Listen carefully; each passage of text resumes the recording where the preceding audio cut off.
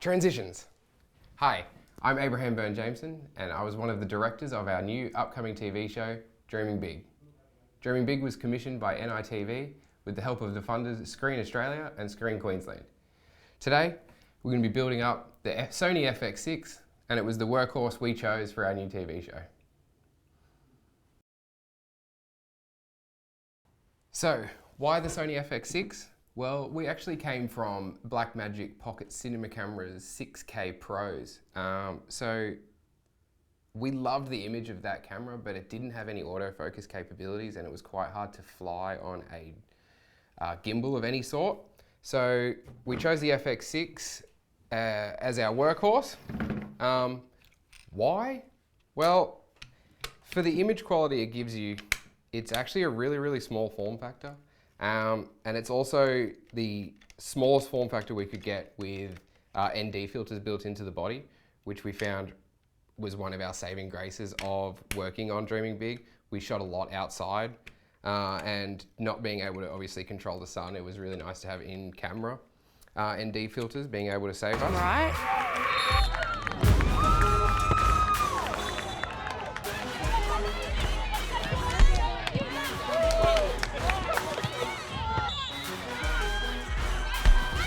So the other reason why we chose the FX6 was its run and gun capabilities. As I said before, the form factor makes it tiny, but it's also really light. Even with just one of our V-Lock batteries, which I have down here, even with that setup and a top monitor, it just really isn't very heavy. And when you're doing 12-hour shoots outside during the day, you want that lightness so you don't always have to be handing your camera back to your assistant. So going along with the lighting capabilities of this camera, it was really nice to again have those ND filters built into the body, but Sony, especially in this day and age, has just been so good at its low light capabilities. And I know I mentioned that we shot in the sun a lot, but we also shot in Canberra inside of really dark boxing gyms. And having us shoot with our Cine EI, we were able to have the two base ISOs of 800 and 12,800. And having a base ISO of 12,800 and then controlling our exposure with our NDs and not having any noise is quite remarkable.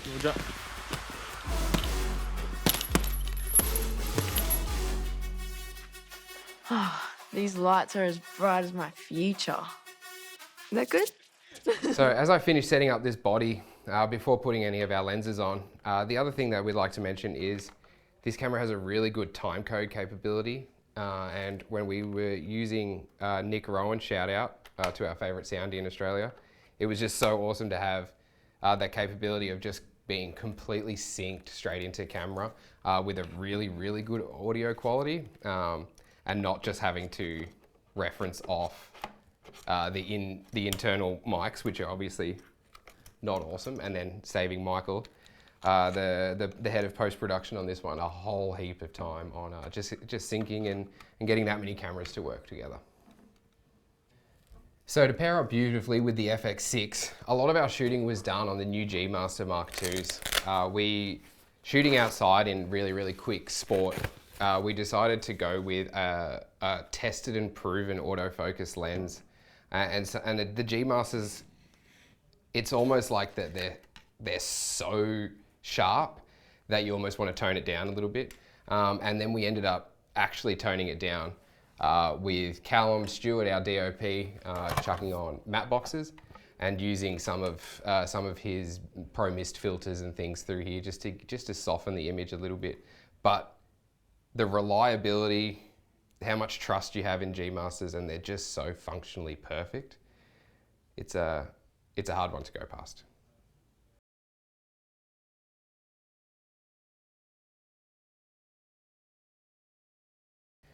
So when we were first approached to actually make the show, our target was Red Bull on a budget. However, as we started to film the pilot and work out how we were going to shoot this thing, it really didn't need to be Red Bull on a budget, it was just going to be Red Bull. So FX6 being the main workhorse, being filmed on one as well, and using our G-Master lenses, we also used a lot of action cameras. So because we were shooting a lot of sport, you'll notice that we used the Insta360 X4.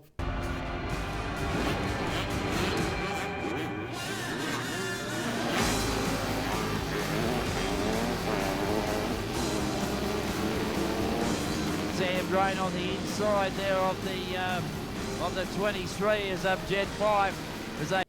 The weirdest and coolest way to get footage, actually being able to shoot that 360 sphere around it, is pretty crazy. Once this goes into something where you can shoot flat and color grade just that little bit better, that's going to be actually just crazy. And then the other ones we used was a whole heap of GoPros, and you'll see that in our racing episode. With the cars, there was 10 GoPros throughout the cars. The Insta360 was on the dash. There was 2 FX6s on the track. There was an FX3 on a gimbal somewhere else. So we were able to really cover that. Going about 120, 130 around that corner, thinking that they're gonna continue rolling onto the right side of the track, but out of nowhere they start rolling back and I just T-bone them straight into the side of their car.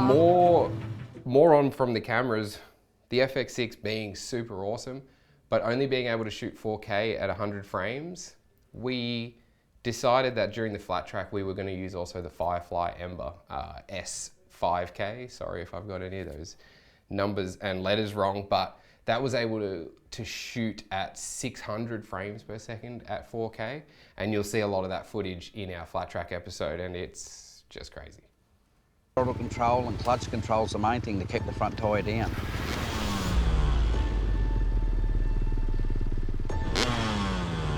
If they want it, they can get it, but you've always got to start at the bottom.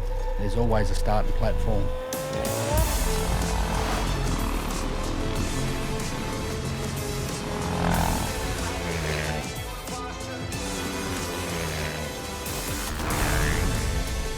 Over on a turn 4 and onto the main straight they come. And the race leader is the 27. So when we were shooting, as I said, we were run and gun a lot of the time. So shooting handheld was sort of something we had to get very comfortable with.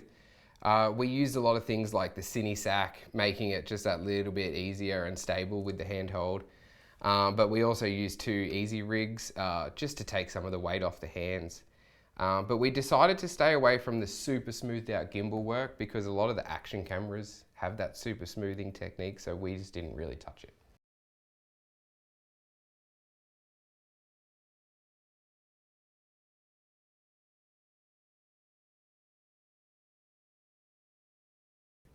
So now that we've finished shooting, I'm just so grateful that we were able to shoot all of this on the Sony FX line.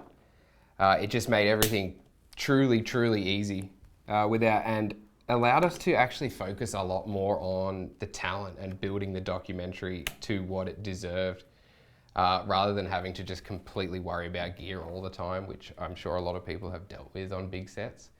To have the trust, how good it is. It still looks like a cinema camera, so I know a lot of clients don't like it when you show it with small cameras, even though they're actually amazing. But I really wouldn't have changed anything. I would use the Sony FX6 for pretty well every shot and every shoot that I would ever need to. Would I like something more expensive? Sure, who's paying? A massive thank you to Joe at NITV, Danielle Arbu at Screen Queensland, and Sam Painter at Screen Australia for taking us along on this journey and being there for any support that we needed. If you want to watch Dreaming Big, it's on SBS On Demand and NITV, and hopefully we can do it again.